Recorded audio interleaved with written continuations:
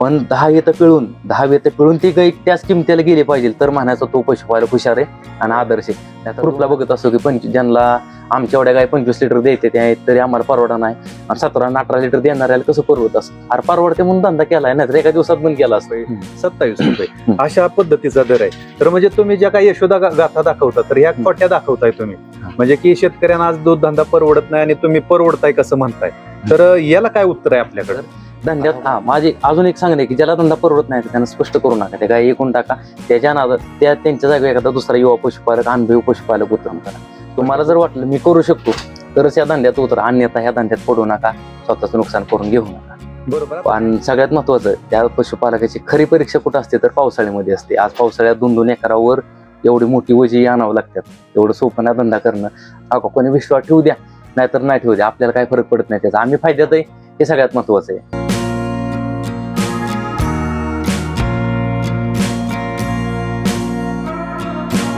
शेतकरी मित्रांनो नमस्कार. शेतकरी मित्रांनो, आज यशोगाथा या कार्यक्रमात आपण एका ध्येयवेळ्या तरुणाची यशोगाथा आपण पाहणार आहोत. शेतकरी मित्रांनो, आजच्या घडीला प्रत्येकाला दुग्ध व्यवसाय परवडत नाही असा सूर येतोय, परंतु या तरुणाने खूप चांगल्या पद्धतीनं नियोजन करत हा धंदा 100% यशस्वी केलेला आहे आणि खूप चांगल्या पद्धतीनं आजही त्याला 70 ते 80 हजार रुपयाचा निव्वळ नफा मिळतोय. कसा मिळतोय, काय नियोजन आहे, गायीची निवड कशी केली, कसं त्यांचं नियोजन चालतं, याबद्दलची संपूर्ण यशोगाथा आज आपण जाणून घेणार आहोत वेण्णी परिसरातील अनिल यांची. हो, आता आमचं धंद्याचं यश किंवा आमचं मेन टार्गेट असं उत्पादन खर्च. जसं तुम्हाला म्हणले प्रत्येक गोष्ट बारकाव्याने केलेली. जोपर्यंत शेतकऱ्याला उत्पादन खर्च लेटला, आज 99% शेतकऱ्यांना प्रोडक्शन कॉस्ट म्हणजे काय असतं हेच माहित नाही. त्याच्यामुळे दूध धंदा तोट्यात जातो. माझं एकच तरुणांना सांगणं आहे की धंदा करायच्या आधी का पेपरवर धंदा होत नाही, त्याला प्रत्यक्षात कष्ट करावं लागतं. धंदा करणं एवढं सोपं नाही, कोणाचं बी काम नाही. लाखो पशुपालक उतरल्यात पण त्यातली फक्त 5 ते 10% फायद्यात येते. आपण कशात जायचं, 90% जायचं तोट्यात का 10% जायचं हे ज्या त्या पशुपालकांना ठरवायचं आहे. आणि उत्पादन खर्च कसा असतो, एक धरून चाला आपलं एका महिन्यात 6000 लिटर दूध निघलं तर चारा, पशुखाद्य, टोटल ऑदर जे काय खर्च होते गोट्यात डिवायडेड बाय दूध, मग त्यानंतर उत्पादन खर्च निघतो. आता आम्ही मान वाटतो की आमचा उत्पादन खर्च 15, 16, 17 रुपयाच्या आसपास असतो. कोणी विश्वास ठेवू द्या नाहीतर नाही ठेवू द्या, आपल्याला काही फरक पडत नाही त्याचा. आम्ही फायद्यात आहे हे सगळ्यात महत्वाचं आहे. आम्ही धंदा जगासाठी करत नाही, आम्ही आमच्यासाठी करतोय. आज बरेचसे लोक म्हणतात की आम्ही दिवसाला 5 किलो, सकाळ 5 संध्याकाळ 5 किलो पशुखाद्य वापरतो. अरे म्हणलं तुम्ही त्या पशुखाद्यवाल्याचीच घर भरताय. सगळ्यात महत्वाचं आज मी एक शेतकरी, मी शेतकऱ्याच्या नात्याने जर बोलायचं म्हणलं तर एक कंपनीमध्ये सर्कल मीटिंग असते प्रत्येक आठवड्याच्या सुरुवातीला. ते कशासाठी असती तर ते जे आपण प्रॉडक्ट तयार केलं या XYZ असेल ते शेतकऱ्यांपर्यंत त्याला फासून कसं त्याच्या गाड्यात घालायचं याच्यासाठी असतं. एक शेतकरी भाषेत जर बोलायचं म्हणलं तर फक्त आपण गाड्यात घालायची काक पांघरून त्याचं घ्यायचं ते शेतकऱ्यांना ठरवायचं. पशुखाद्य किती घालायचं, किती प्रमाणात घालायचं. कंपनी सांगते 400 ग्रॅम वापरा, उद्या कंपनी सांगा लिटरला 1 किलो वापरा, मग आपण 1 किलो वापरायचं का? नाही ना. त्या पशुखाद्यात तुम्ही अभ्यास बारकाव कसा असतो दूध धंद्यात, ते पशुखाद्य जर फोडलं आपण तर त्यात 50 ते 70% मका असते.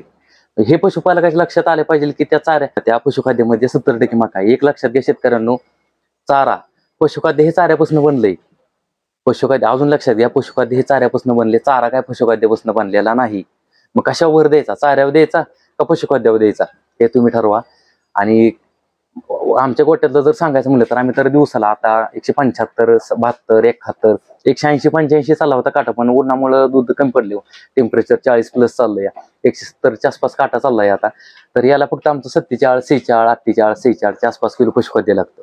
म्हणजे लिटरला 250 ग्रॅमच्या आसपास पशुखाद्य जातं.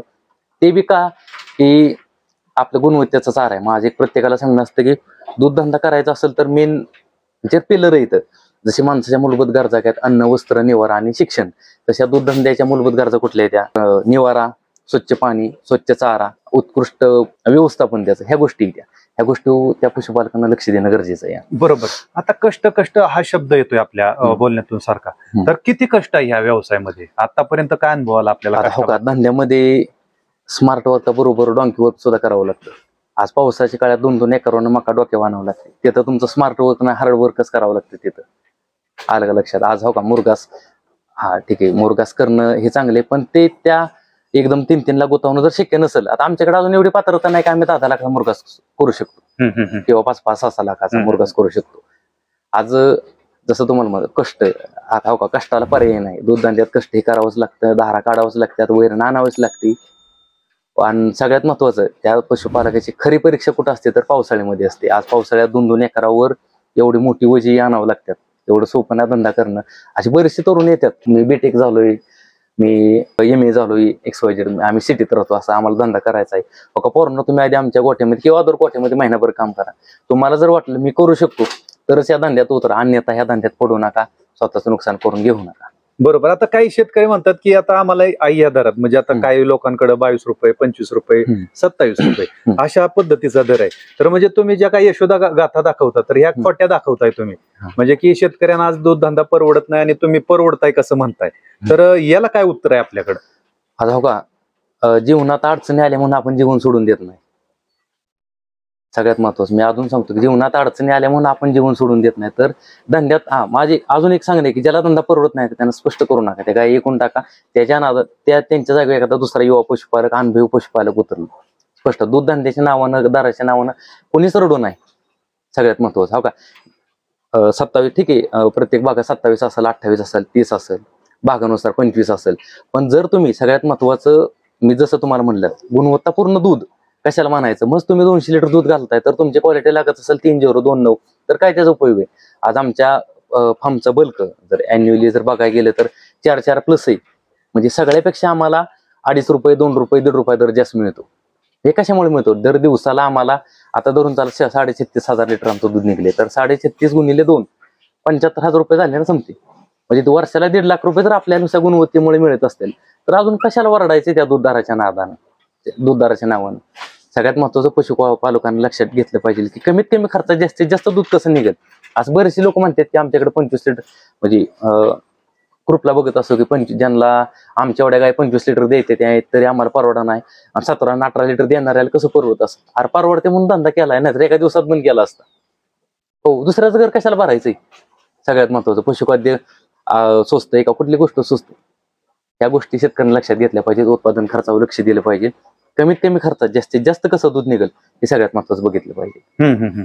आता मग सगळ्यात महत्वाचं, आता ज्या काही गाय निवड असेल मग शेतकरी नक्की फसतोय कुठं, काय वाटतंय तुम्हाला? जे शेतकरी आज तक्रार करतोय की बाबा आम्हाला दूध धंदा परवडत नाही, तर काय वाटतं तुम्हाला यांच्या कुठल्या गोष्टीवरती अवांतर खर्च होतोय ज्यांना हा वाटतोय दूध धंदा परवडत? आता हो का बरेचसे तज्ञ मंडळी काय सांगतात की आधी गोटा साधा बांधून गाय चांगल्या घ्या, हे चुकीचं आहे. उलट सांगते ते, गोटा चांगला असेल तर गाय चांगल्या राहतात ना. का उग कसला गोटा बांधलाय, दिवसा पावसात भिजतात गाया, वाऱ्यात भिजतात, आणि जर 2 लाखाची गाय तिथं बांधली तर ते राहील का व्यवस्थित. माझं पशुपालक एक सामने 100 फुटाचा बांधायचा तिथे 40 फुटाचा बांधा, पण गोटा चांगला बांधा जेणेकरून ऊन वारा पाऊस ह्या गाईला लागणार नाही, या गोष्टीची काळजी घ्या. आणि जसा विषय आला हो का चहाच्या टपरीवर लिहिलेलं असतं चहा 10 रुपये, त्यात बी साखर असते, विलायची असते, दूध असतं.